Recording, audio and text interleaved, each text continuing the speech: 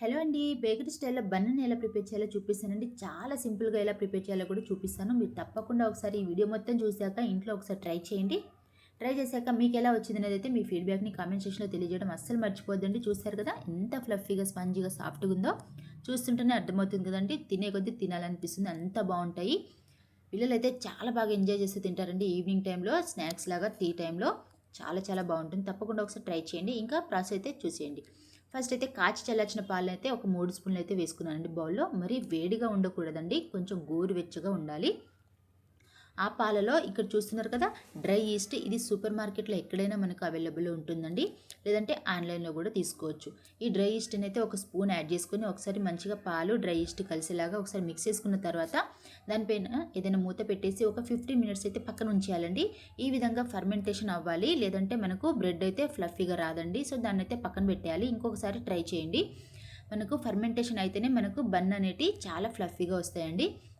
ఈ విధంగా అయిన తర్వాత దాన్నైతే ఒక పెద్ద బౌల్లో ట్రాన్స్ఫర్ చేసుకోవాలండి. దాంట్లోకి చిటికెడు సాల్ట్, అదేవిధంగా మైదా, మనము బేకరీ స్టైల్లో చేస్తున్నాం కాబట్టి మైదా పిండి అయితే యాడ్ చేసుకుంటున్నానండి.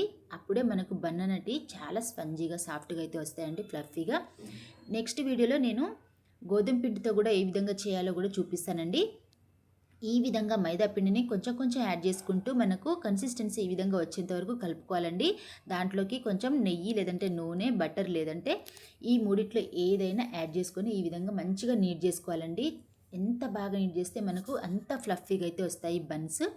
సో ఈ విధంగా నీట్ చేసుకున్న తర్వాత మూత పెట్టేసి మళ్ళీ ఒక 10 మినిట్స్ పక్కన పెట్టేయాలండి. మనకు కొంచెం మళ్ళీ పొంగుతుంది, పిండి అనేది ఫర్మెంటేషన్ అవుతుందండి. సో ఈ విధంగా పెట్టేసిన తర్వాత మళ్ళీ మూత తీసి చూస్తే ఈ విధంగా ఫర్మెంటేషన్ అవుతుంది. దాన్ని ఒకసారి ఒక 1 మినిట్ ఈ విధంగా నీట్ చేసుకోవాలండి. ఈ విధంగా కలుపుకున్న తర్వాత సిలిండ్రికల్ షేప్లో చేసుకొని నైఫ్ తోటి అయితే కట్ చేసుకోవాలండి. ఇక్కడ నేను 4 బన్నులు అయితే చేస్తున్నాను కాబట్టి ఇక్కడ చాక్ తోటి 4 పీసెస్ అయితే కట్ చేసుకుంటున్నానండి. ఒకవేళ చాకుకి మీకు పిండి అతుక్కున్నట్లు ఉంటే కనుక కొంచెం ఆయిల్, లేదంటే బటర్, నెయ్యి ఏదైనా అప్లై చేసుకోవచ్చు. ఈ విధంగా కట్ చేసుకున్న తర్వాత బాల్స్ లాగా ప్రిపేర్ చేసుకోవాలి. ఈ బాల్స్ని లోపలికి అనుకున్నట్టు ఈ చూస్తున్నారు కదండి, లోపలికి కొంచెం ప్రెస్ చేస్తున్నట్లు చేస్తే ఏంటంటే మనకి బన్స్ అనేటివి చాలా పర్ఫెక్ట్గా వస్తాయండి. నేను చూపిస్తున్నాను కదా, లోపలికి ఈ విధంగా చేయాలండి. అప్పుడే బన్స్ మనకు బాగా ఫ్లఫీగా చాలా బాగా వస్తాయండి. ఈ విధంగా అయితే కంపల్సరీ చేయాలి. ఈ విధంగా 4 చేసిన తర్వాత మనము ఇడ్లీ ప్లేట్లో చేస్తున్నాం కాబట్టి ఇక్కడ ఇడ్లీ ప్లేట్కి అయితే నెయ్యిని అయితే గ్రీజ్ చేసుకోవాలండి, లేదంటే నూనె అయినా ఏదైనా అప్లై చేసుకోవచ్చు. ఇక్కడ నేను నెయ్యిని అయితే గ్రీజ్ చేసుకొని ఈ విధంగా అయితే 4ని పెట్టుకున్నానండి. పెట్టుకున్న తర్వాత మళ్ళీ ఒకసారి ఏదైనా క్లాత్ పెట్టేసి ఒక 5 మినిట్స్ అయితే పక్కన పెట్టాలండి. అప్పుడు మనకు మళ్ళీ బాగా పొంగుతుంది అన్నట్టు. చూశారు కదా, ఒక్క 5 మినిట్స్ తర్వాత చూస్తే మనకు సైజ్ అనేవి ఇంక్రీజ్ అయినాయి కాబట్టి కంపల్సరీ ఈ విధంగా చేయడం అస్సలు మర్చిపోదండి.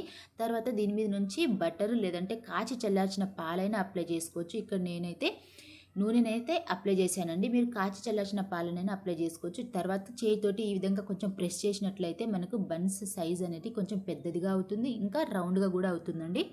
సో ఈ విధంగా మనం ముందే ప్రెషర్ కుక్కర్లో ఒక స్టాండ్ని పెట్టి హీట్ చేసుకోవాలండి. ఒక 15 మినిట్స్ అయితే లో ఫ్లేమ్లో హీట్ చేసుకున్న తర్వాత ఈ స్టాండ్ని పెట్టేసి లో ఫ్లేమ్లో ఒక 15 మినిట్స్ అయితే మనం కుక్ చేసుకుంటే సరిపోతుంది. చూశారు కదండి. తర్వాత బయటికి తీసేసి బటర్ని అయితే అప్లై చేసుకోవాలండి. కంపల్సరీ బటర్ని అయితే అప్లై చేసిన తర్వాత క్లాత్ని పెట్టేసి ఒక 5 మినిట్స్ పక్కన పెట్టేయాలి.